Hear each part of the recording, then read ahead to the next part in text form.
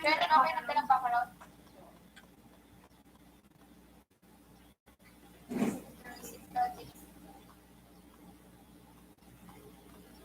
Okay, start na po ang online study natin. Hintay na po tayo ng mga viewers. Claire? Is? Ano to? Lakas ng boses mo.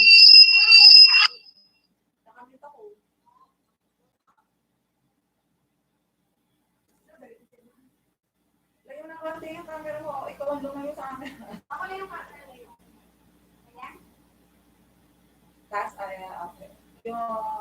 Yung buong mukha mo, pakita mo yung taas ng buhok mo din.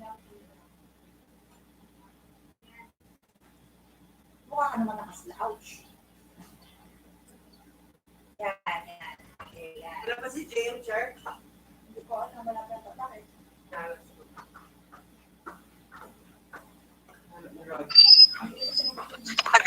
Nagrarang si JM. Ay, good morning, Sir Julius. Good morning, Sir Julius.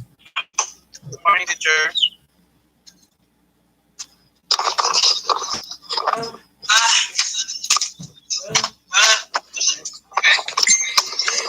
Ayan, marami na po tayong viewers. Pwede na po tayong mag-start.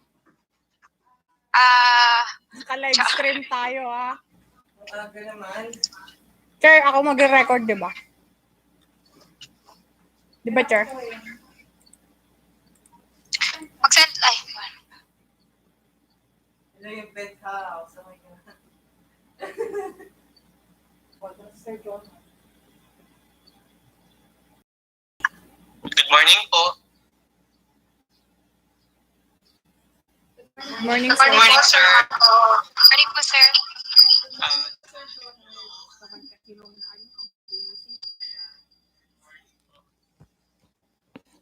Sino po yung mga naka-attend sa CPT webinar? Ako. Nag-generate pa lang po ako ng search. Oh, Email ko po pagtapos na po yung mga search. Thank you, sir. Thank you, sir. So, sir, alalayan niyo po kami ngayon. Ang lakas ng boses ni Chair. I gave po a copy.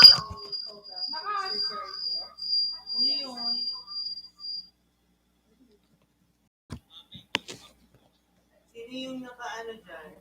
I gave a family program to Sir Jerry. We will start for meron pong video coming from us, and then our MC voice Miss Princess and Subia. May mga preliminary lang po. Welcome to Mars.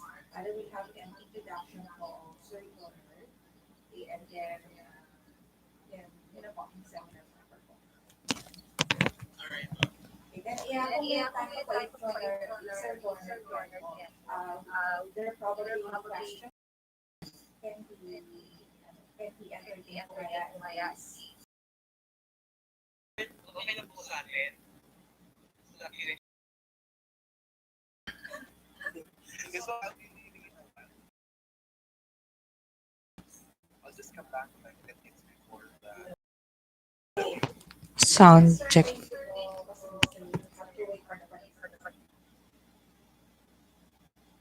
Bibili na akong pagkain.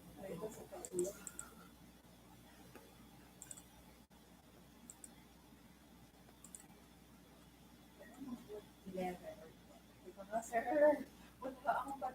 Sa sir, patawag ka ba? Tawag sir na ako. Sige, ano ko na ba? Ako. Kanya ka naman.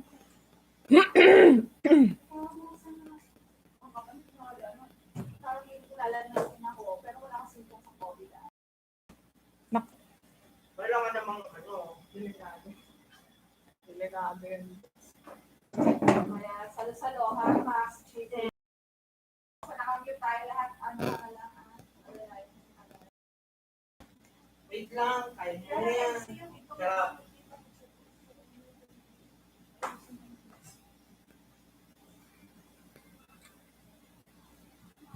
kayo magle-lunch? Mm. Ha? Mm. Oo, dito ka magle-lunch? Oo nga!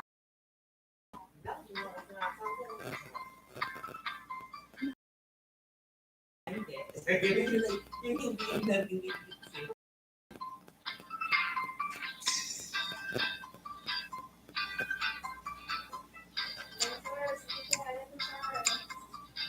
Sir, nag-send ako ng logo sa'yo, sir. Sir, patuloy na lang kay Abby, sir. Naka-join na, sir, yung speaker natin. Sir Michael Condival.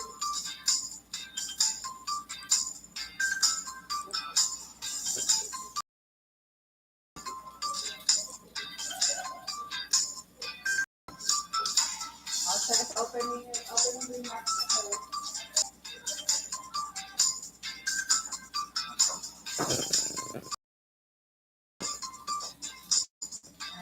Sige, sir. Sir, sorry sa background. Isang oras lang ba? Sir, ay, ang dami na nag- Kasi isang oras lang ito, di ba? Morning, sir. Good morning, sir. Sir, yung tatlong, Sabog talaga si Bon. sir, si Abby na lang, sir. Rest, si Miss Deb. O si Carla, sir. Alam nila yan, sir.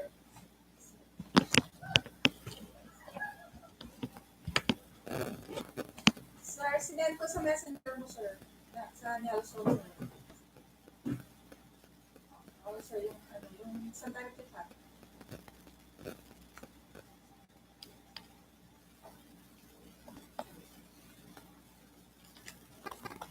At wala namang sound si Emard. Sir, hindi ako nag-send, sir, sa kanya. I-forward ko.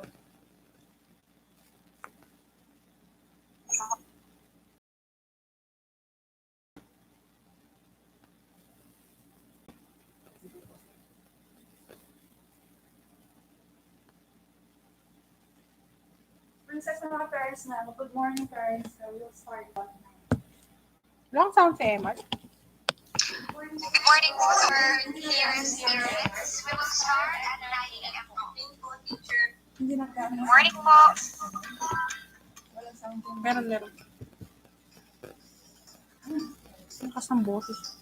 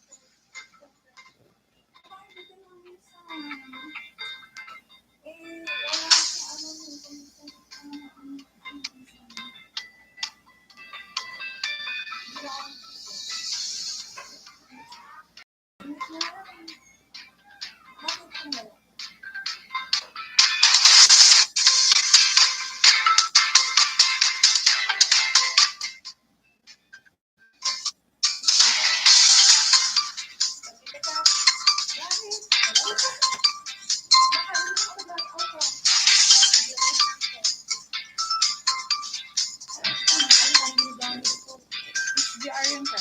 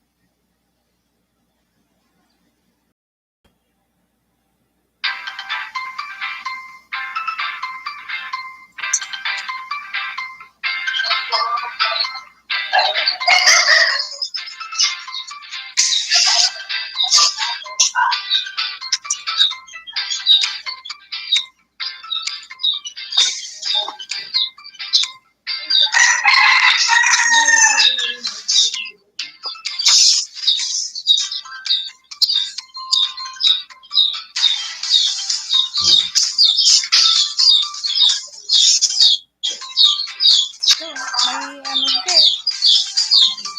May piyit siya. Okay.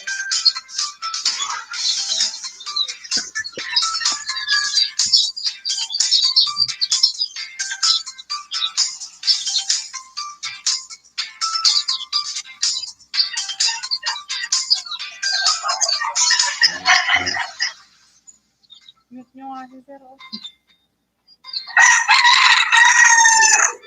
Yadobo niya.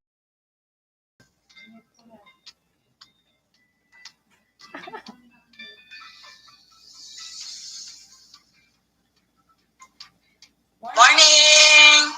Good morning, Teacher Helen. Good morning, teachers. Good morning, sir. Ah, kotek. Sino yun? Good morning.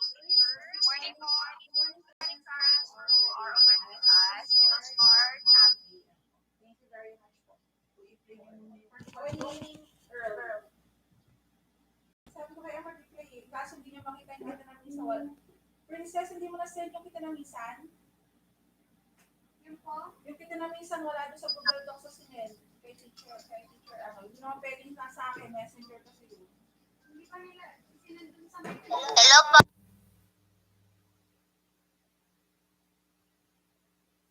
Good morning. Good morning, everyone. Good morning, dear parents.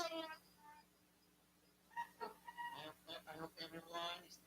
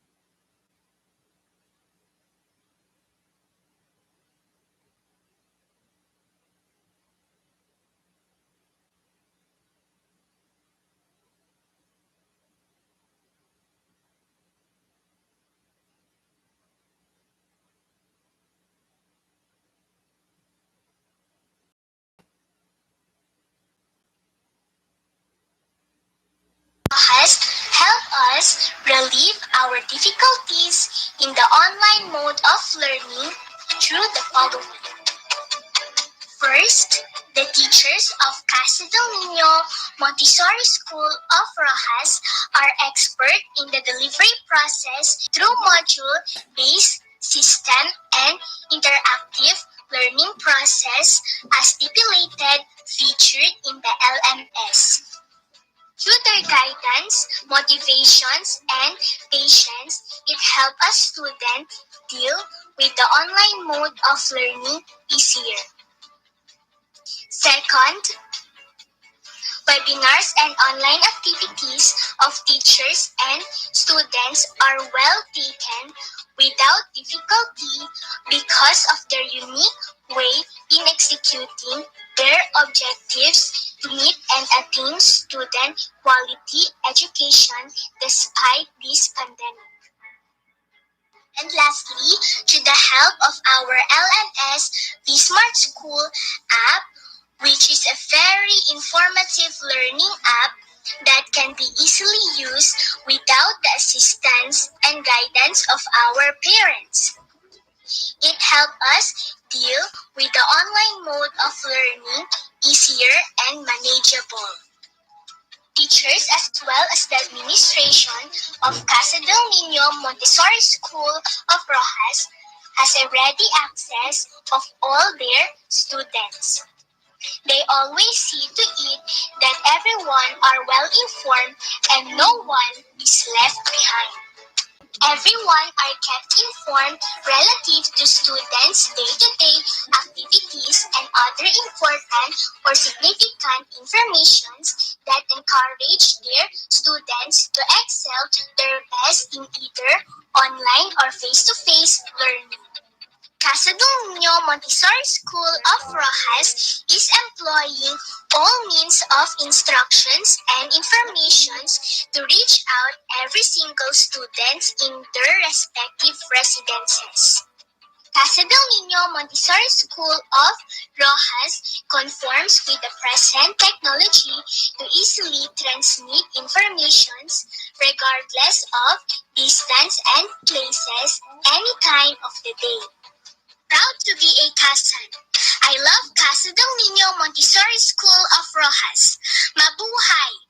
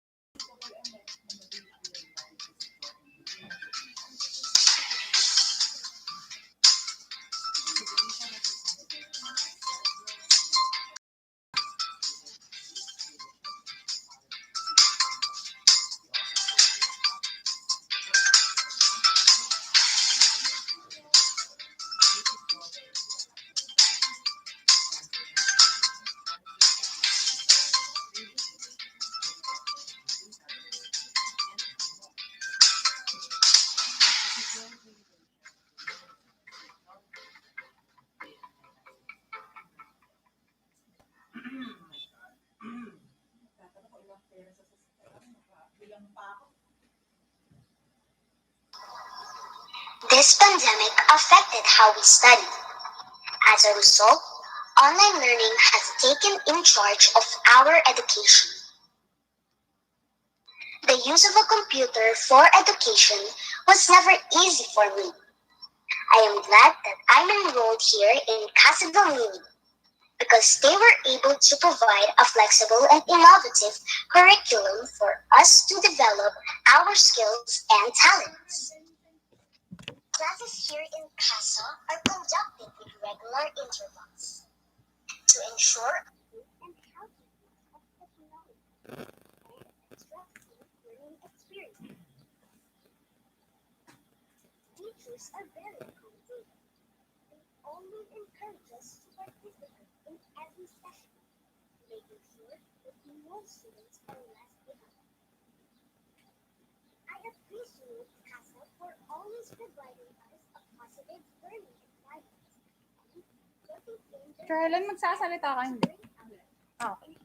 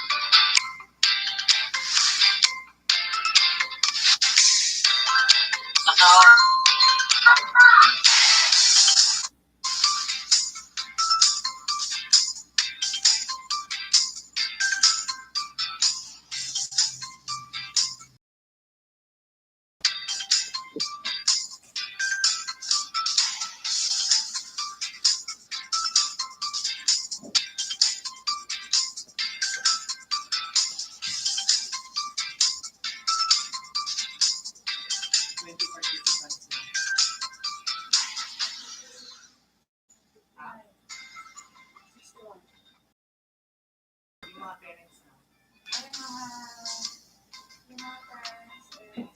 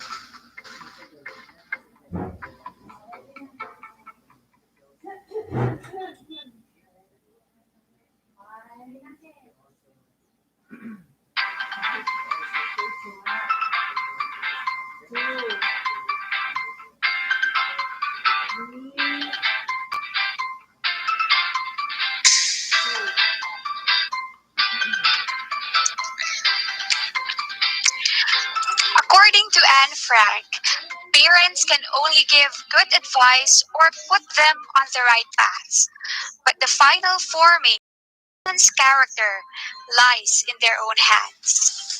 As Casa del Niño Montessori School of Rojas stands with the institution's philosophy, the end of education is character, every Casan teacher, faculty and staff, and the administration strive to attain quality education with desirable character instilled in every Casan student.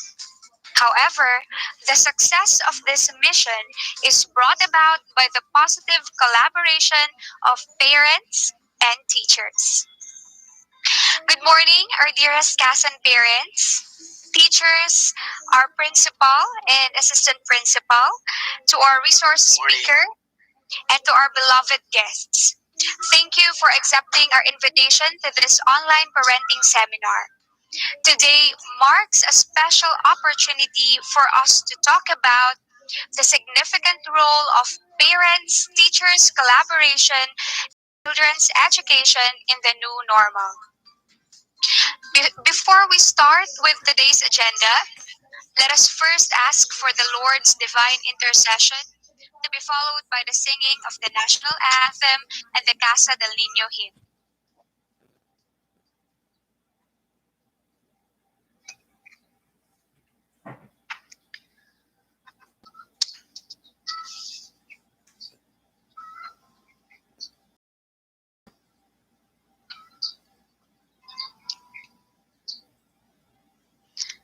Lord God, we praise and worship thy holy name. You never fail to shower us the blessings, guidance, protection, and love that even if sometimes we do not deserve, you still constantly provide. Despite the thriving global crisis caused by the pandemic, we still have the good health, our life, wisdom, and the courage to continue even with difficulties.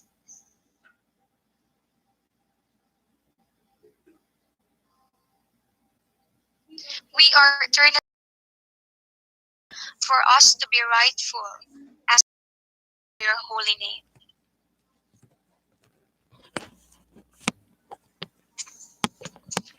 We entrust this day to you, as you have given us the chance to learn about how we, the teachers and the parents, contribute in helping our children continue striving for the success of their education.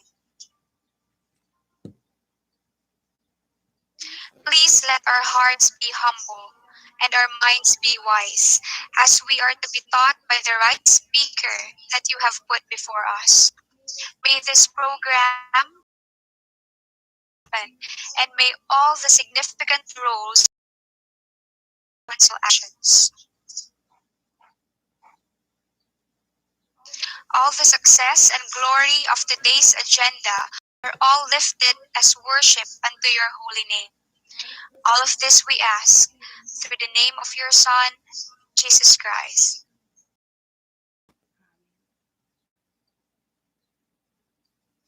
Mga kababayan, ang pambansang awit ng Pilipinas.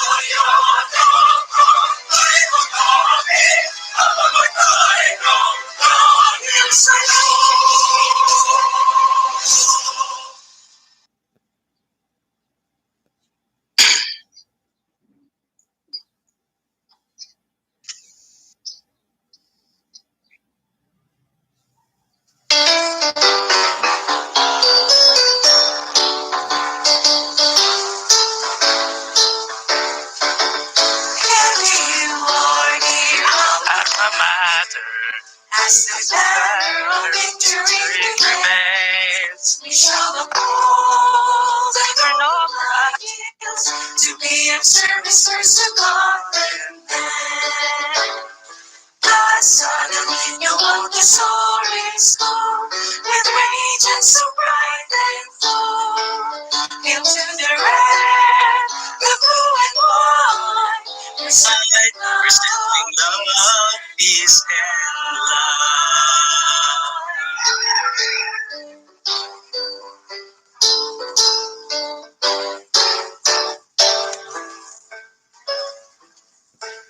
We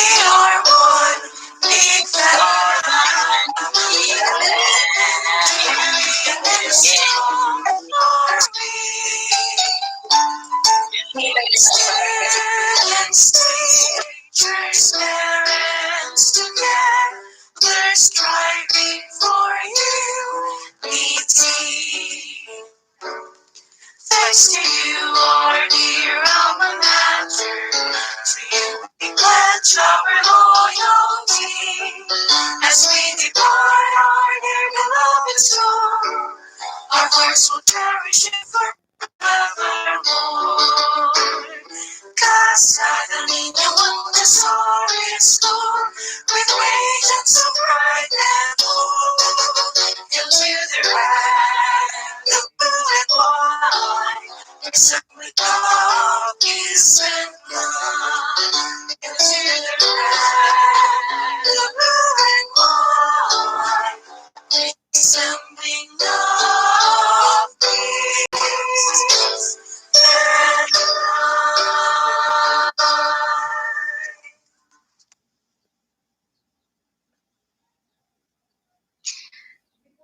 Good morning po.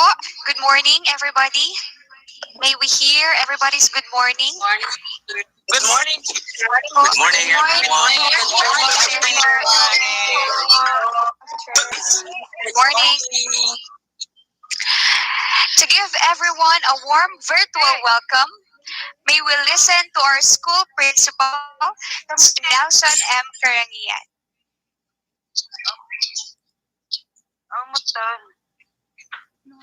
Thank you, Teacher Princess. I love the passage written in our invitation. When parents or guardians and teachers work together well, everyone is a winner. True enough, my dear parents, your presence today, we can say that we are already a winner, and much more, your children are already winners. My dear parents, it's always a pleasure to be with you today. And I would like to greet everyone a wonderful morning. My dear beloved parents, guardians, teachers, staff, thank you very much for being with us today. This is the first time that we hold such kind of activity.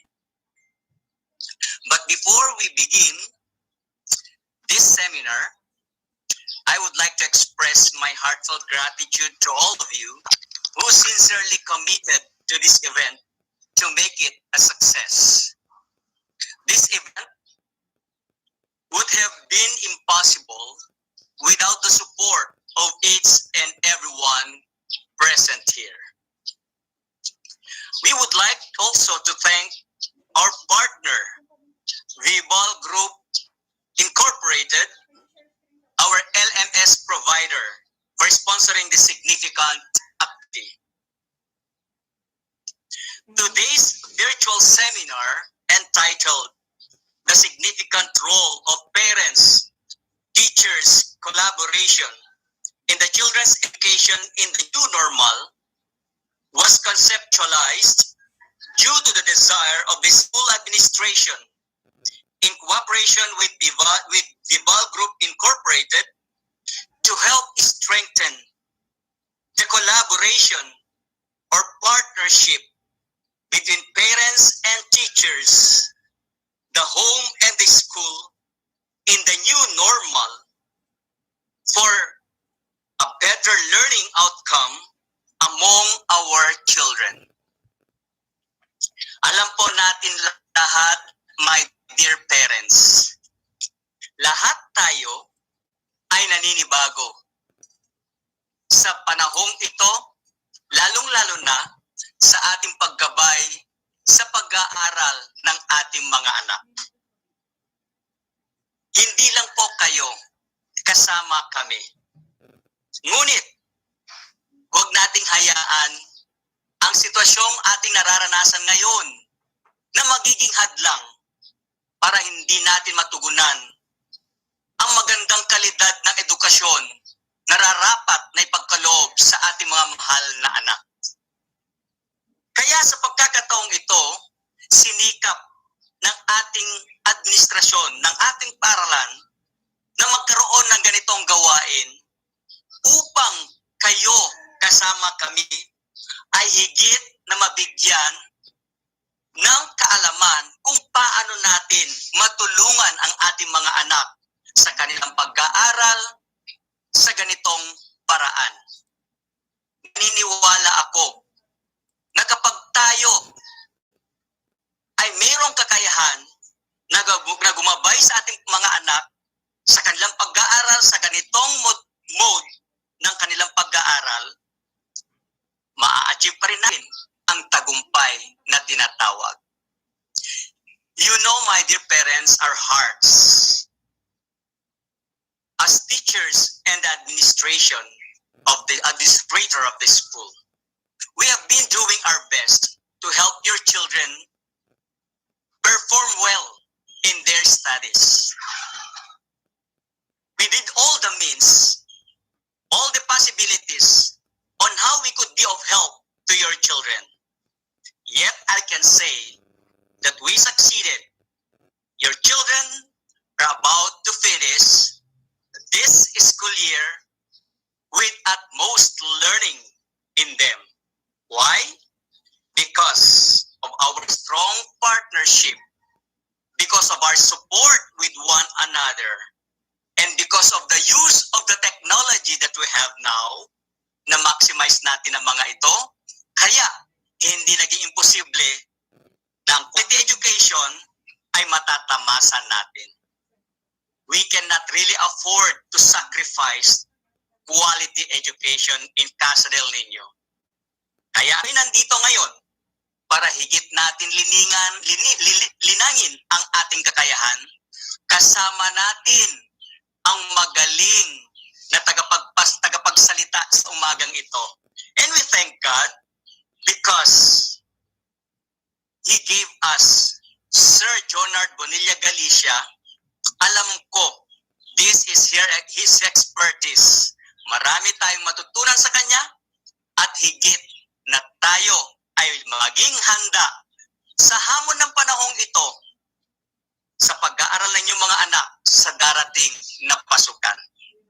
The school year is about to end. Yet we know that we have given the best to our children. Alam ko, handang-handa muli sila sa darating na pasukan at sa pagkakataong ito, lahat tayo ay magiging handa na rin sa hamon na ating hinaharap ngayon. So what I would like to leave you, my dear parents, as a message from the principal, we always have to give our best. We always have to understand our children. We also have to understand the situation. Bakit? Kasi minsan, yung connection ng internet natin, intermittent, alam ko po yan. Iyan ang isa sa natin. Pero hindi dapat natin tanggapin na hadlang ito. Dahil marami pa tayong paraan na magagawa. So, gusto ko lang ibahagi. Minsan kasi may nabasa ko mensahe ng isang parent. Ang sabi niya, mukhang ayaw niyang umattend sa virtual seminar na ito. Kasi baka daw, and wala siyang marinig tulad ng una. But then, my dear parents, we always have to think positively. If it is for our children, for the betterment of our children, why should we stop ourselves from doing our best and looking forward on how we could arm ourselves to be of service, to be of help to our loving children? Huwag po tayo magpatalo sa sitwasyong kinaharap natin ngayon. Because if we do, we are now a loser. So, tayo, matatalino, may kakayahan para harapin ng may tapang ang sitwasyon na ito, ang pandemyang ito, and at the end, tayo ang hahawak ng victory. Hindi lamang sa buhay natin bilang mga magulang, kundi sa buhay ng ating mga anak, lalong-lalo na sa pagkamit ng mga pangarap. Meron sila at meron tayo para sa kanila. So my dear parents, I thank you. I thank you for taking your time to participate in this very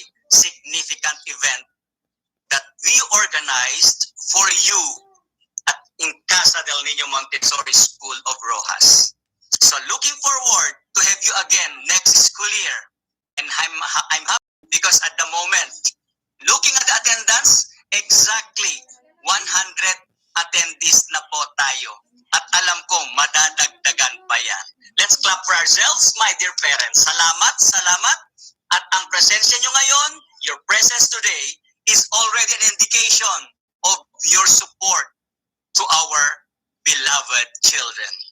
So, thank you very much, my dear parents. Maraming salamat. Stay safe always.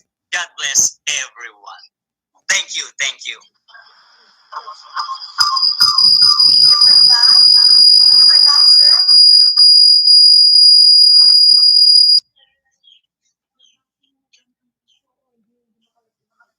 Well, thank you for that. Thank you very much for that, sir. Now, indeed, there is no such thing as impossible work if work is not in hand. No matter what the concept of face-to-face or online learning, we, the teachers, faculty, staff, our administration, and you, our dearest parents, work together. We surely will win. Correct. Okay. Now, to introduce us, the resource speaker of this event is a high school faculty member of Casa del Niño Rojas, teacher Romulo Castillo Jr.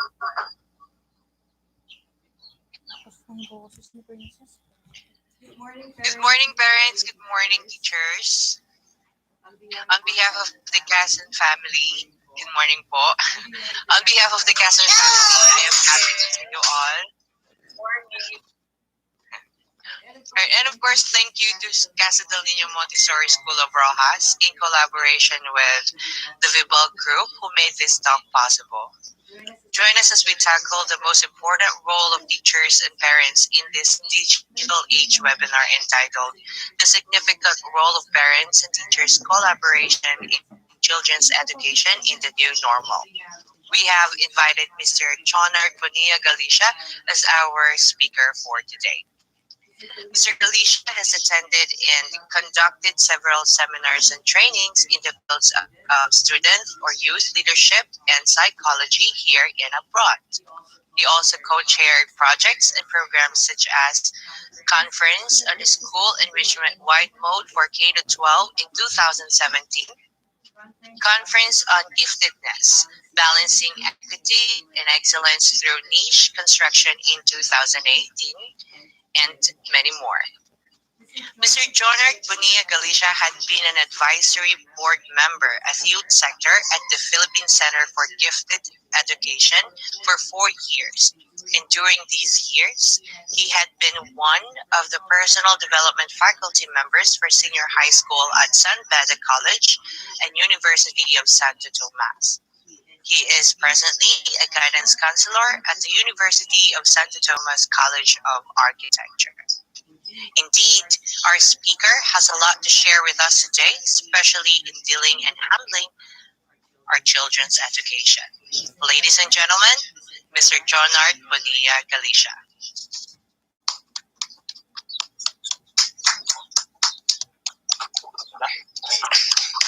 Thank you very much for that very generous and kind introduction, Sir Castillo.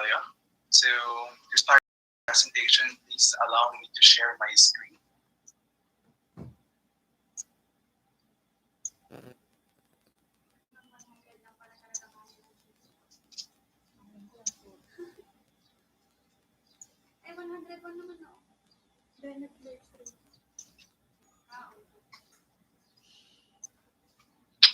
All right. Please let me know if you're able to see my screen. Yes, sir. Yes, sir. All right. Yes, sir. Yes, sir. Oh, yes. Good morning to everyone. Thank you very much for having me. Okay. I want to congratulate your school administrators and faculty members for creating this program, for creating this activity, as it's very timely and relevant to the needs of our learners. Okay. I'm really excited to share some concepts and some techniques and strategies on how we can make collaborations between teachers and parents, as we know that it's very important to ensure that there is proper learning going on in the distance education.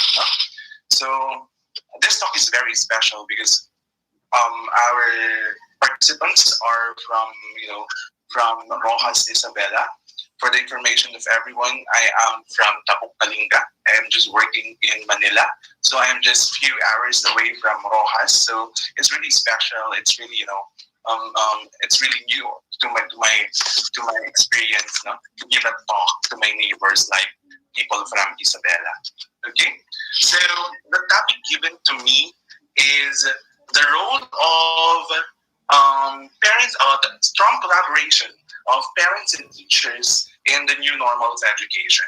But this time, we'll try to focus it to the new normal mass. When I say new normal mass, this is the meaningful and stronger collaborations between teachers and parents. No? Dear teachers and parents, we need to make it meaningful and stronger collaborations. When we say meaningful, we need to make the collaborations, the partnerships, purposeful and relevant to the needs of our learners. We know that we have a very special situation now. There are a lot of difficulties and challenges, but no matter what, and despite all of these challenges, we need to make the collaborations meaningful and purposeful to the needs of our learners. Second keyword here is stronger collaborations. Kapag sinabi po natin na stronger collaborations, I know the fact that before the new normal of education, before distance education, we already having collaborations between parents and teachers. No? So we collaborate with each other. We already go to school and give feedback or get feedback about our learners. But this time we needed to make stronger because of the setup that we have now, because of the challenges that we encounter now. So I'll try my best to share some techniques and strategies on how to make the mass of the new normal or the meaningful and stronger collaborations. By the way, I hope everyone is okay, everyone is well in the comfort of their homes. No? Nakakatuwa makita yung mga parents. No? This is my first time to give a parenting seminar na yung parents mismo ay nasa bahay. No? Because they're really in context. No? Mas nakikita nila yung environment, mas nakikita nila yung relevance ng concepts na i-share natin ngayong umaga po.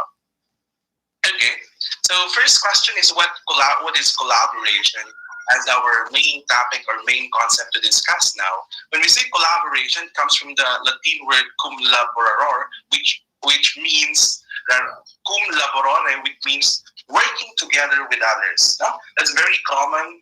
When we say collaboration, it's not just one person working for one goal, but two or more persons working for a mutual goal or called agreed upon goal. No? So pag sinasabi natin na collaboration, ito yung pagtutulungan, no? Between the parents and teachers towards a common goal or a mutual goal. No? Yung mutual goal na yan, malinaw naman yan for the successful learning experience of our learners. No? We do this for the learners. We don't do this for the school. We don't do this for the parents. But ultimately, we do this for the learning experience of our children. So, I know that some of the parents are not yet familiar with this, but I want you to open your browser. If you're using your mobile phones, you can open your Google Chrome. Then type menti.com in your browser. Okay? There's a pop out there asking the code. So palagay lang po yung code 8661749. Again, go to menti.com and then type the code 8661749. So the first question is, how old is your child? Children studying in Casa del Niño Montessori School of Rojas. So i-type lang po yung number or yung age ng inyong anak na nag-aaral so that we can have a context kung sino yung participants nating mga parents ngayon, ilang taon yung mga anak nila that we deal with. Okay? So go to menti.com, then I'll be flashing your answers in a while.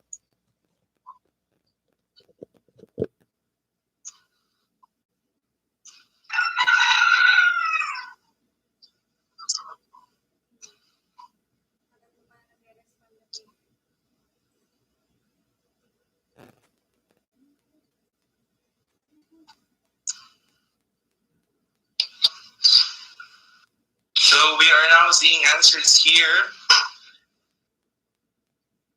So we have 4 answers, no? 5. We are 100 in the group. Siguro kahit 30, no? 20 to 30. Again, to our parents, you can open your browser, type the address, which is menti.com, www.menti.com, okay?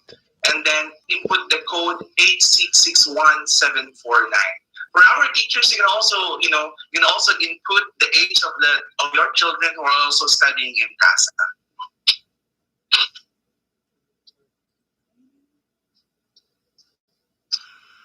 Again, I suggest that you encode or you input the number, no, not the word, para makita natin yung tally ng ages. So far, I'm seeing 13 as the frequent number, or most of our parents have children who are age 13. Meron din 9, marami din yung mga 9, no? Marami din 15. For this first Mentimeter, I want to give more time to our parents to discover, because I have 3 Mentimeter questions so that we can gain a context of what's going on with our parents or their status about relating to their children. Nakakatuwa naman, we already have 18 responses. Again, to our parents who are participating now, try to open menti.com. No? Open your browser and go www.menti.com. And the website will ask you about the code. Just input 8661749. Yeah, right here. It's the topmost part ng presentation.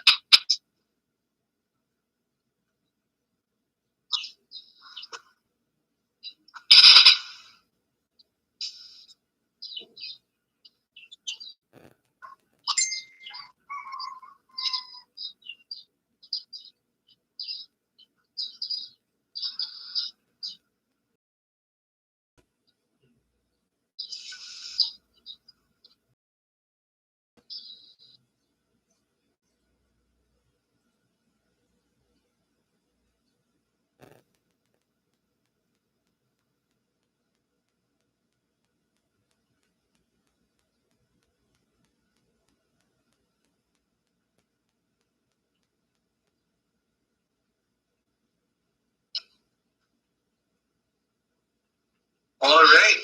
So we received 32 responses, and the bigger numbers here is for 13 and 15. So marami rin tayong mga parents na may mga anak na nasa or the late ages of elementary. So 13, 15, maraming tayo. May 16 then, 5, 6, 11, 9. So diverse, no? Diverse, no? From early childhood to adolescence, no? Or the early stages of adolescence. Thank you very much for participating. Now I know I have a context of the ages of your children. Okay? Because we have to understand po, no? Na sa parenting ng isang bata, there are different types of parenting styles or parenting strategies for different ages, no? Okay, so why intensifying collaboration matters? So why is it important po na palakasin natin yung partnership ng parents and teachers? Marami pong nabanggit kasi yung principal po kanina, very powerful po yung words niya. And they're all important, no? We need to be reminded of those words. I want to congratulate our principal for having that wisdom, no? So I really wish that all school administrators would have the same wisdom, because it's really challenging to become a leader of a school now because of the different challenges. No, they need to balance. No, they need to balance the needs and the challenges that they encounter. Okay, so gaya din ng sinabi ni Principal kanina, we are foreign to the new normal of education. No, wala pong eksperto na ng new normal education. Walang una. We're also new to experience the challenge education. Kahit noon nag-online na tayo, but it's not as intense as now, no? Now we are full online, we are full blended, and experiencing this can be still new to our teachers. Same with our parents, no? It's very new to them na yung anak nila most of the day nandun sa bahay, studying inside their houses, no? And at the comfort of their homes, no? Pag-alis papuntang trabaho, nandun yung anak nag-aaral, pagbalik, andun pa rin yung anak, no? Unlike before, in school. This time, our parents also experience difficulties or challenges on how they guide their children as they learn at the comfort of their homes. No? So, mas lalo na po yung mga estudyante, no? Abrupt or very sudden yung pag-shift natin from face-to-face to online mode of education, no? Hindi rin sanay yung mga estudyante natin. They're not really adapted to the online mode of learning. So, kung nanibago yung parents, nanibago ang teachers, how much more yung students natin who really receives the different instructions, no? The different learning activities that they need to accomplish. Okay? That's why if there are a lot of challenges, lahat naninibago, the only way that we can solve the challenges is to help one another, and that is collaboration. No? So when we say collaboration, may ibang ibibigay si teacher, may ibang maitutulong dahil may ibang expertise si teacher, si parents din, may iba rin maitutulong si parents to ease up learning, and of course the students also. And when we combine those efforts, all of those efforts, learning can be smooth and learning can be successful. Second one, proximity matters in the influence of teachers, parents to the learners. No? Nung face-to-face tayo, malakas ang influensya ng teachers natin. Kasi when we compute the contact time, mas madama yung contact time ng teachers to the learners. So they are very influential to the development of our learners, to the development of our children, not just academically, but also emotionally. There's a big change, no?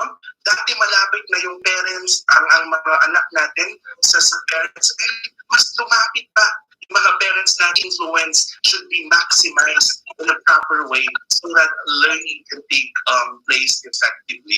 Okay? So, sinasabi ko dito, hindi gano'ng kalapit ang isang tao sa isang anak or sa isang learner ay napakahalaga because they give influence, no? Mas sumusunod po ang isang bata sa mas malapit na tao. Okay? Siguro, na-experience din yung mga ibang families na may OFW, you know? The influence of those policies, those information para mas effective yung implement natin. Third one, limited monitoring and observation opportunities in remote learning. You know what? Our teachers during the face-to-face mode of maraming monitoring activities ang ginagawa nila just to see if there is progress in learning, there is development in their social-emotional dimensions, no? Pero this time, very limited na yung monitoring opportunities ng ating teacher. That's why we need to intensify collaboration kasi si parent na ngayon ang madaming monitoring and observation opportunities. Though our teachers will also have some opportunities like, you know, when you check, that's also an avenue for you to monitor some progress, to monitor some development. But when we combine the opportunity of our teachers' education, our successful learning for our learners. So these are the three main reasons why intensifying collaboration is really important nowadays. No? So hindi lahat eksperto, lahat naninibago, but when we combine our efforts, then this can be helpful to achieve successful learning outcomes. Okay. There's also shifting of roles in the new normal of education. No? Dati ang learning environment and facilities nasa school. No? So si school principals, si teachers, they're very busy preparing their classrooms during brigada, classes. No? We maintain the cleanliness of our school. No? We post some learning materials inside our classroom. No? So the school is really in charge about this to make the learning environment and facilities comprehensive and conducive for our learners. Even the implementation of rules and regulations, no? We have discipline officers, no? We have our class officers. We implement some rules and regulations. But nowadays, these rules po, no, nalipat na po sa bahay, no? Hindi na sa school. Si mother and si father and the guardians are already in charge of creating learning environment and facilities for their children, no? So ngayon, kayo na po yung nagbibigay o nag-identify kung saan kaya pwedeng mag-aral yung anak ko, saan kaya maganda ilagay yung computer to avoid distractions, to give comfort to your children, no? Then pati na rin yung pag-implement ng rules and regulations. Dati yung anak, yung teacher ang nagbibigay ng feedback. Sir, ma'am, yung anak niyo po hindi nag-submit ng ganito, yung anak niyo po absent po ng ganito or what. But this time, most of the feedback about how they comply with the requirements, rules, and regulations are already coming from our parents. That's why this seminar, this talk is really important for our parents to at least, align their expectations and their skills on how to become effective collaborators in the normal of education. Okay, so how do we intensify collaboration in the new normal of education? So ito yung heart of our talk. I'm gonna share some techniques and strategies on how we intensify this collaboration in managing the children now that we are in the new normal of education. So let's have the different strategies for intensified parent-teacher collaborations. No? So strategies for intensifying parent-teacher collaboration. Teachers and parents, please listen very well as I share some brief techniques or strategies on how we intensify collaborations. First one is communication. That's very clear, that's self-explanatory, that yes, is very important. But how we do communication? First thing is, let's have an open communication. Dear parents, if there are challenges, you have concerns and questions about the learning experience of your child, don't hesitate to inquire these concerns and questions to the teachers. No?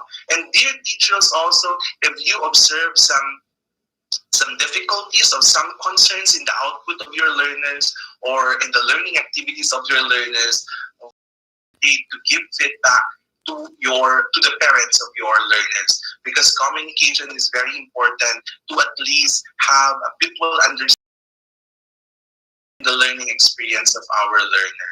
So what we need to have under communication? Number one, active listening. No? So kapag dumating po si parent during parent-teacher conference, dear teachers, it's very important your ears, no? So napakahalaga po yung listening journey ng isang teacher at isang parent for us to have a better understanding of what's going on to our learners. Okay? So when we talk to our teachers and parents, it's very follow the give skill. No? When we say give skill, G, the voices, no? Use words that are not, intimidate people. So that's natin, wag masyadong, malakas, nakakairita or whatnot. Because when we use a gentle tone of voice, the persons whom we are communicating with, no? Give act interested. Pag may nagsasalita po, you have to act that you are really interested to what they are saying. So you can give, no? Your eye contact is very important to convey the message that you are interested, no? Kasi tandaan niyo po, no? Marami ng pinagdadaanan while they are studying, no? Marami pang ibang social-emotional challenges. But when these parents relay the stories of their children, it's very, relieving. It's satisfying kapag alam mo na may nakikinig din sa challenges ng mga parents natin or yung mga teachers natin. So, the third letter of give, letter V, we say it valuing. When we say valuing, you have to identify the value of what they are saying. So, kailangan din ng paraphrasing. So, parent, teacher, ito po yung gusto nyo sabihin, no po? So, based on your story, ito verify po kung ano ba talaga yung concern ni teacher at yung concern ni parent. And the last one is easy manner. So, letter E from the give word. If we say easy manner, no? Kapag nag-iipag-usap sa parent or teachers, even phone calls, no? You need to look for a comfortable place, no? A comfortable place na convenient sa pag-share ng information, sa pag-facilitate ng isang dialogue. So we call that easy manners. Really smiling. It's conveying na they're helping their children to education that they can have, no? Number two, respect. Okay, when we say respect, no, we need to respect the strengths and the hard work of our parents. Kindly give me just 2 minutes. It's my charger. Okay, so this can be also go to the restroom, no? Before I discuss. I just need to get my charger. Thank you very much.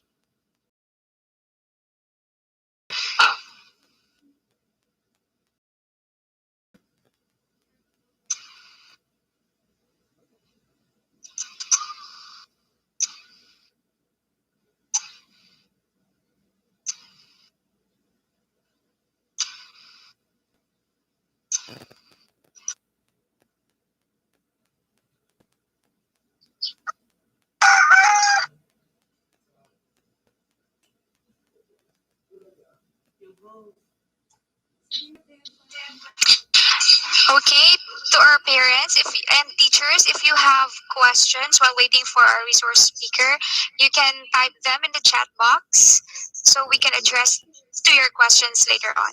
Thank you.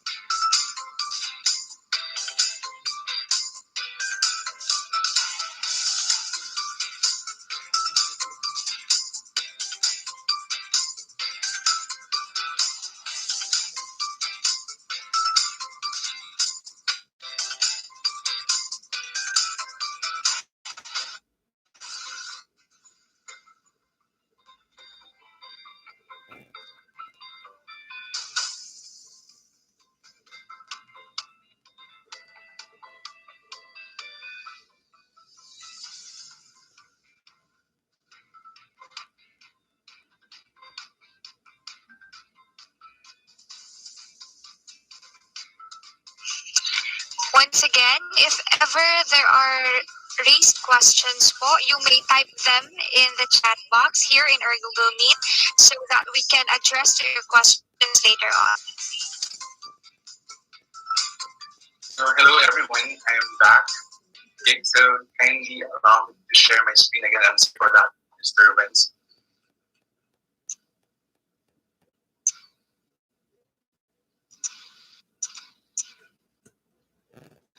That's true. No questions, just raise, just open your. So we'll start with bullet number 2. Can you hear me well? Yes. Hello. Yes, sir. Yes. Yes, sir. Okay. The second strategy for intensified collaboration is risk. Teachers, we respect the diversity of our that they have. We respect the difference that they want. Same with parents. Parents, you also respect the values and beliefs of our teachers. Most importantly, the vision and the moment that you really enroll your child in a certain school, agreement that you respect and you agree with the mission and vision of the school. Okay, and so on with the parents. They also have their beliefs, they also have their values. No? But for our teachers, no, it's true that they have their own beliefs and values, but our teachers are really trained not to integrate so much of their personal values and beliefs in learning, but they concentrate or they focus with the content, no, side in the curriculum. So during conversations with parents and teachers, napakahalaga po na mag-question yung values, yung beliefs, yung religion, yung culture nila, because that's a way to respect them. Because when they feel respected, when they feel that people respect them, then this can intensify the relationship that we have with our parents and teachers. No? So imagine kasi kapag yung nanay or yung learner na pumunta sa school and we don't respect the diversity or the uniqueness of the child, they can also feel frustrated and discouraged to pursue the stronger collaborations. The third one, trust. No? This is also a good message for our teachers, especially. No? So when our parents are sharing some stories of their family, sometimes kasi hindi maiwasan, no? Yung parents to share stories of their families. Of course, kasi ito rin yung nakaka-apekto ng learning nila. Then let's try to observe confidentiality. No? So when we share some personal stories, don't share that in the classroom. That story should stay between the two of you. If there's a need to cascade that information to your heads, to your administrators, then you have to seek consent. No? Each your parent, para po mas ma-resolve natin itong concern na to, we need to relay this information to our principal, to our disciplinarian, to the advisor. No? Para at least they know na it's a safe zone when they talk with the teacher. No? Para at least maintindihan din natin yung context. Kasi pag open book kasi yung isang parent, mas naiintindihan natin yung context ng mga bata when we teach them. So we really need to put trust para yung relationship natin sa mga parents ko na. The fourth one is commitment. When we say commitment, this is a strong message for both parents and teachers. Let's start with parents. We know that we really need your commitment nowadays. Alam namin mahirap, alam natin na may mga roles na na-transfer sa inyo, but there are also different challenges na yung teachers natin ay nai-experience ngayon. But because of proximity, yung anak niyo ay mas malapit sa inyo, we need your commitment to observe them, monitor them, and guide them, or the roles that I'll be sharing with you. No? Kasi this will not be very helpful. This talk won't be helpful if you won't commit yourself to promise or to act very interested na you want to portray or realize the roles of you as our dear parents. No? So commitment again is very important, both parents and teachers. Second thing for teachers, when we say commitment, make yourselves available for concerns, for coaching, no? Of their individual concerns. This is also the hard collaborators and we say partners. There is equality. The power of our teachers is just the same with your power as our dear parents. No? So when we do our decision making, we know that we consult also the parents. We consult also the teachers. Walang mas mataas at mas mababa sa relationship na ito kasi napaka-importante yung equality. Concerns and challenges of this observation and while they learn at home. Again po, walang mas at mas mababa sa partnership relationship na ito. We just need equality. We just need to see na parents are also as we do the learning relationship. Okay? So if the teacher is an expert of the learning content, our expert about the behavior of their children, dynamics of their children, and learning cannot take place effectively if we don't have these two expertise of parents and teachers. Again, these 5 are the common strategies to intensify parent and teacher collaborations. Okay? So, let's now discuss the different roles that you need to commit in this collaborating relationship. Kasi wala namang mangyayaring collaboration kung walang role na ipoportray mo sa relation in that successful relationship in the family. Ganon din po sa bahay, no? May mga roles din yung mga anak natin so that they can collaborate to maintain cleanliness in your homes. In your homes, may kanya-kanyang roles yung mga anak natin. Ganon din po sa teaching, no? Ganon din po sa learning. May kanya-kanyang roles si parent and teacher. Kasi kapag naiintindihan natin yung roles between the two parties, we have a better understanding, we have a better motivation na gawin din natin yung part natin kasi alam natin yung isang tao, ito yung gagawin niya. Okay? Kasi kapag clueless ka kung anong gagawin ng iba at ito yung gagawin mo, you cannot see the value of what you are doing. No? Para saan kaya ito? But when you know na ito yung gagawin ng isang party, ng isang collaborator, you know the direction of the things that you are doing. You know the relationship of the roles that you are portraying. Again, kanina nakakatuwa, we have 38 people. Nung unang flash ko, I'm so worried that there are just 5, 7 people. But again, I have to teach you about Menti.com because most of the talks online now, they use Menti.com, and it's very important to gather your suggestions, to gather your concerns at home. No? So the question is, how do you help your child in learning at home? So you just give one word. One word is enough. How do you help your child in learning at home? Let's extend that to 2 words, siguro. Okay? 1 word and 2 words are enough. So go again to Menti.com and code 3383. 8064, or if you're using your camera phones, your mobile phones, you can just take a screen capture of this one, or to capture this photo, the QR code, so that you'll be directly opening the Menti.com question. Okay, so that's it. I'll be opening my slide now. And see kapag may mga sagot na po tayo.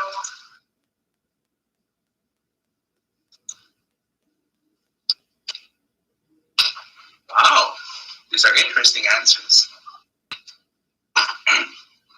Let's just wait for others to encode. Again, your parents, open your browsers like your Google Chrome and your www.menti.com and the address. Then input the code 33838064 so that we can receive your answers. Because so far we only have 4 responses.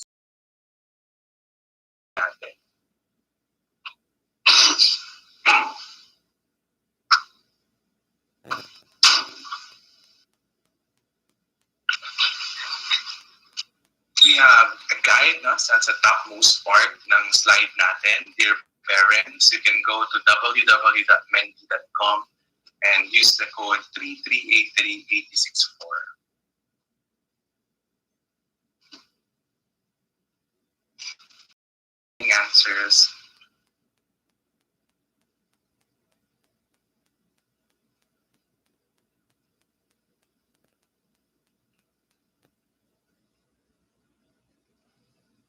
For our dear parents, familiar in opening browsers and email addresses. Sorry for that. So this is the challenges of the learning at home. Oh, we have 13 responses now.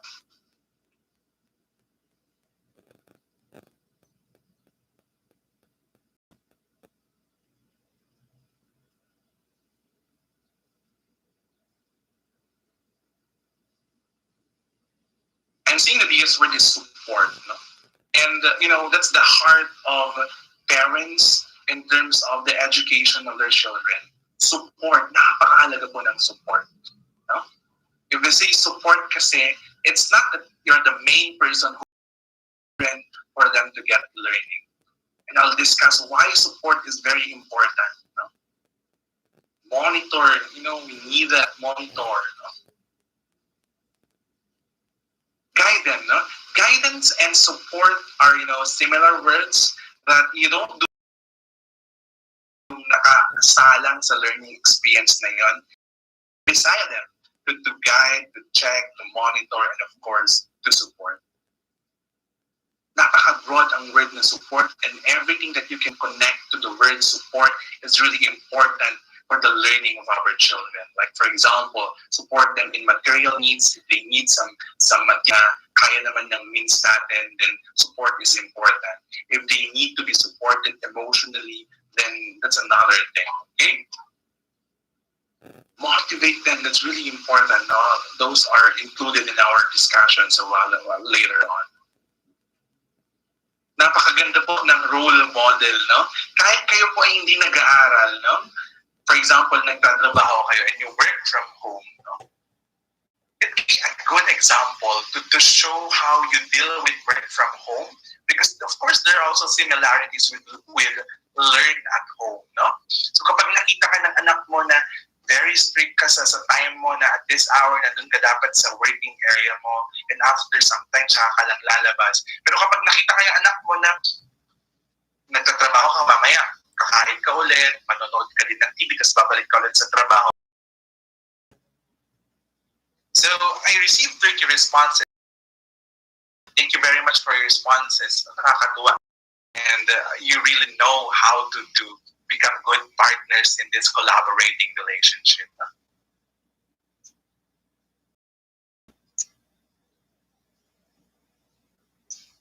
Okay. Let's start with the teacher's role. Again, I'm not saying this or explaining this for the teachers because I know that they already know these roles, but I'm just stating all of this or discussing this for our parents to understand what's going on with their teachers. Discuss them one by one. How do they do their administrative functions and how they provide. Okay? Let's start with teach. To teach is the primary role of teachers. Kaya tinawag silang teachers because they teach. But teach again is a broad word. It's a broad context, so there's a lot of sub-tasks or secondary tasks to teaching. So when they teach, they need to plan first. After plan, execute what they have planned. And the third one, they need to evaluate their learning materials or learning outcomes. And after that, they also need to do some coaching. Let's start with planning. Learning content. They need to plan their learning content. They need to, to calibrate that with the curriculum standards. No? Sometimes they need to revisit their expertise about that content. Minsan they need time to read more updated information about that certain content. No?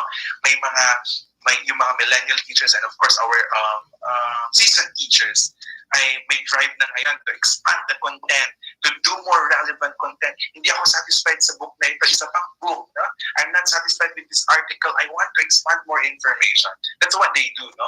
They expand their expertise about the learning content. The second one is strategizing or the pedagogy of teaching. During the start of this distance education, especially in public schools, good for you. You are using an LMS. Ang palagi kong advocacy nung nag-start itong distance education is not actually the delivery mode. My advocacy on top of the delivery mode is the strategies that we use in teaching. No? Ano bang learning techniques ang ginagamit natin to ensure that there is effective transfer of those competencies to the learners. Kasi ang iniiwasan natin dito ay they comply the requirements just for compliance, but they don't master the competencies. No? Sobrang laking challenge ito sa mga teachers natin. No? They attend a lot of seminars, they read a lot about strategies. No? Lahat ng interesting activities, hinahanap nila dyan para lang mailagay sa kanilang LMS, mailagay sa module. Because strategy is very important in teaching.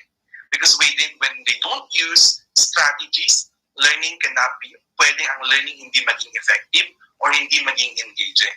Kasi kapag hindi maging engaging ang ating learning, pwede na selected students lang ang makakapag-master ng competencies natin. Okay? So that's a big challenge to our teachers. Again, you have to put priority with your strategies, with your pedagogy to ensure na kapag gagawin kaya ng bata ko ito, ng estudyante ko ito, ay talaga bang mamamaster nila yung skill? Maiintindihan ba nila yung concept? Okay? Parang kasi the Google Chat now. But before I move to the third one,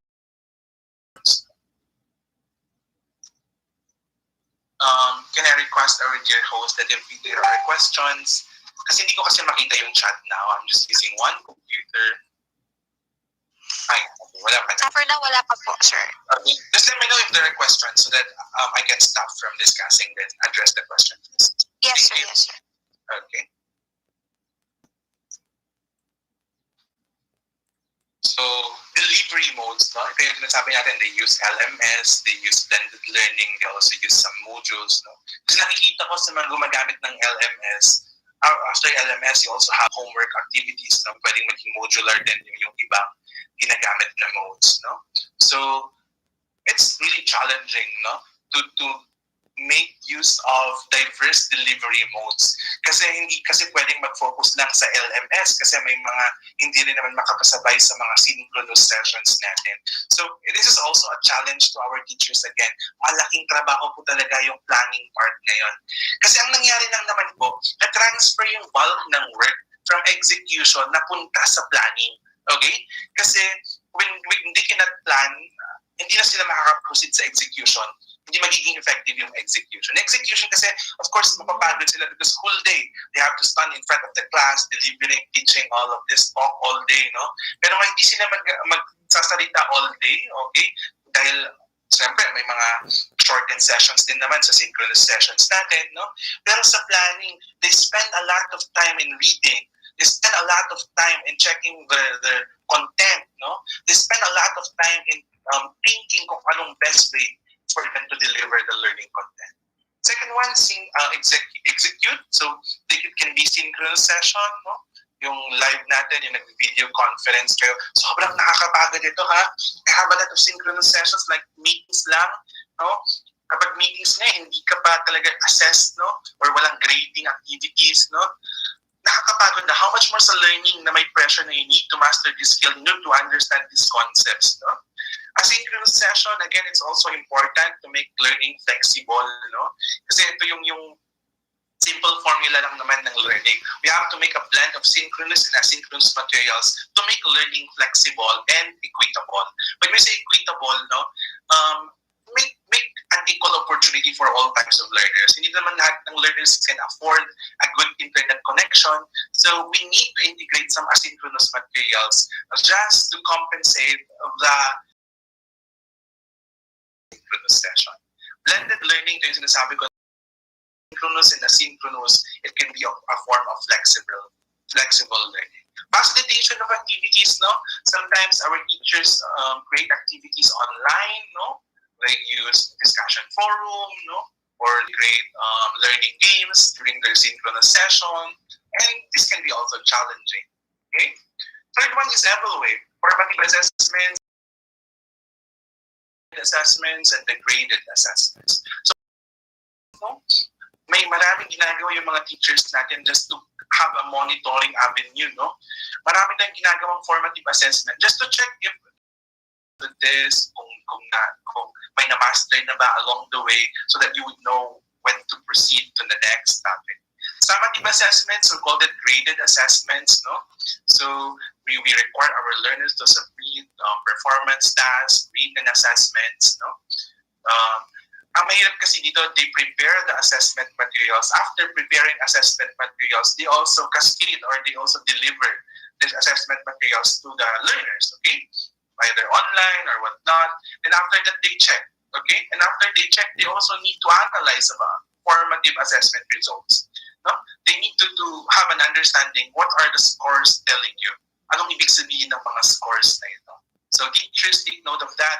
When you make non-graded assessments, don't stop with the number. Analyze what is the number telling you all about. Okay? That one is scope. The one-on-one sessions, students with special needs. Very important po ngayon ito. Lalo na not all of our parents can really, make one-on-one with the children. But it's not also possible that our teacher can make one-on-one sessions to our learners. Kaya nga, hinahanap natin yung collaboration. Kasi kung may possible naman na one-on-one lang, pwedeng lesson yung collaboration ng ating parents. But that's not really possible. Kasi kung makikita nyo naman, sa plan pa lang, sa execution pa lang, evaluation, mabigat na yung role ng teachers natin.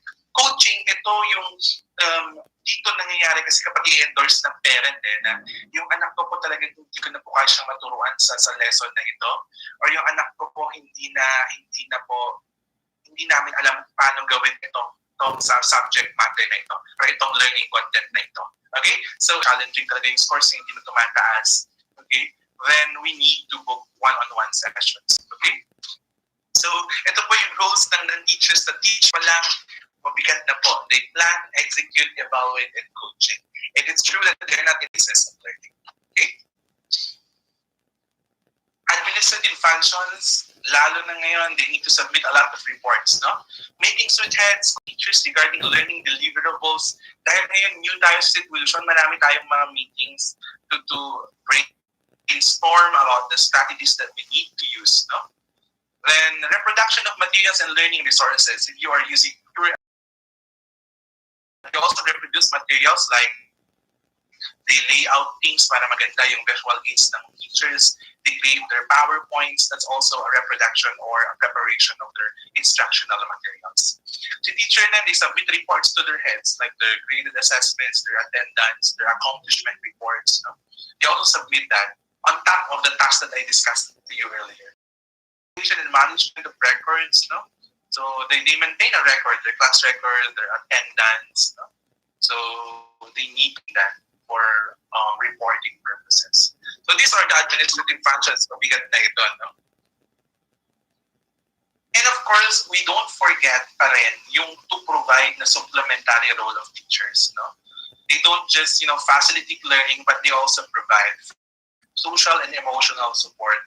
The question is that, is it really possible po, no? Excuse me. To provide social and emotional support to our learners as we deliver online. We say social and emotional support, not just counseling or one-on-one sessions with your students or asking if they experience something or not. At least sa delivery ng synchronous session, kapag nagtuturo po kayo, you have to increase the emotional cues. No? You need to use emoticons, you need to use activities that can convey emotional expression. No? So sharing, no? They need to reflect about these things. Okay, and when they submit outputs like essays, no, you need to look for the theme of their outputs. Masyado bang dark? Kasi it can convey a message that they need emotional support. Of course, kapag may ang social and emotional support, you can be a referral agent, no? Kapag alam niyo naman na may limitation ng teacher to counsel or to make some emotional support, you need to be aware that you need to refer them to the proper person such as the guidance counselor or to the parent. Okay? Learning resources, maraming supplemental resources din ang binibigay ng mga teachers natin. They upload them in the LMS. So this is a provision, no? Tips and reminders, no? Nagbibigay din yung mga teachers natin ng tips for you, no? Reminders on how they do the task, when to submit, what to submit. They also give feedback to the parents, feedback to the teachers. And these are all included in the role of being a teacher. No? So yun po yun.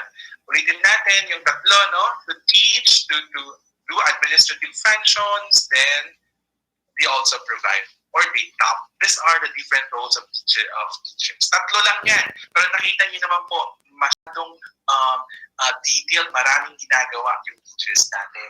Okay? Let's go to the parents' role. No? At makikita natin, no? Na equality nga talaga yung roles ng parents natin, ngayon, lalo na ngayon na may distance education. Then we need to do some ads, no? Really supplemental. The acronym itself, it speaks about the support, no? Because you're an add, an additional, an adds to the learners. No? So assist, discipline, then support. In support, kanina, that's the number one word we got from Menti.com, and it's really important to the parents as collaborators in the learning partnership. Let's start with assist. Assist the learners in terms of their academic experience. Sa lesson yung focus ng assist. Bakit po assist? Not of assistance. So first, facilitate lessons. I understand, no? Na kapag nasa lower grade levels po yung anak nyo, like grade 1 to 3 or 4 and 5, the learning contents or the subject matter are still basics, no? And we know na we can share what we know. And that's good enough. Kapag alam nyo po na you have your own techniques and strategies on how to learn those lessons, ample time, then share this familiarization of content to your children. It's a form of tutorial, but again, facilitate. Okay? Don't feed them with answers. Don't feed them of what they should know, but feed them on how they should learn about it. Your learning strategies or techniques when you were young. Alam mo yung multiplication, no? Kapag, di ba, yung tinuturo sa atin noon, you have to memorize the multiplication table. Pero nakakatuwa kasi kapag nag-aaral yung isang bata about multiplication table, tapos pinapakita yung fingers on how they do multiplication with the use of fingers, that can be a traditional strategy of our parents. And they can share that to the learners, okay? Then monitor your child's understanding of the lesson. Dito po pumapasok yung tawag natin na check-in. Dear parents, when you do your monitor, you have to do check-in. Check-in before classes and check-in after classes. So how we do check-in? We do check-in by asking questions related to the learning experience of the child. So, bago pa lang pumasok, anak, what materials do you need? Anak, what are your lessons today? Anak, what is your schedule for today? Okay? Yung anak niyo na hindi pa lang inaalala kung anong kailangan. But when you do check-in, it's a form of reminder to them that you need to prepare yourself because you're about to enter to your class. Okay? Kasi kapag nasa school sila, automatic yan autopilot yan na when they kukurin pa lang nila yung it's a constant reminder, ano kaya nakalimutan ko. But now, we need the assistance of our parents to do the check-in. Kasi after a long period of time, mamamaster din ng anak nyo. At nakakatuwa pag nag-check-in ako, Ma, I'm all ready. Okay, Mama, I'm all ready. All materials are being prepared. So nakakatuwa pakinggan niya kasi na-train na siya to prepare the materials that they need before class. Monitor and facilitate your child's homework activities. Ito yung check-in after class. Okay? So, kapag check-in after class, huwag nyo lang po tanungin kung ano yung activities or homework. Tanungin nyo po anong naintindihan mo ngayon, anong child's lessons. Kapag sinabi ng anak niyo, Mama, hindi ko maintindihan yung pag-carry-carry doon sa subtraction, mga ganon, at least doon yung focus mo sa pag-facilitate ng child's lessons. And after that, tanungin mo na rin may activities ka para bukas, anong mga materials yung kailangan mo so that you have enough time. Huwag tanong, anak, anong materials need mo bukas? Wala na, close na yung mga yung tindahan para bumili. Lalo na ngayon, we need to observe social distancing when you buy materials. Teach them how to navigate online learning management systems. Of course, no? May mga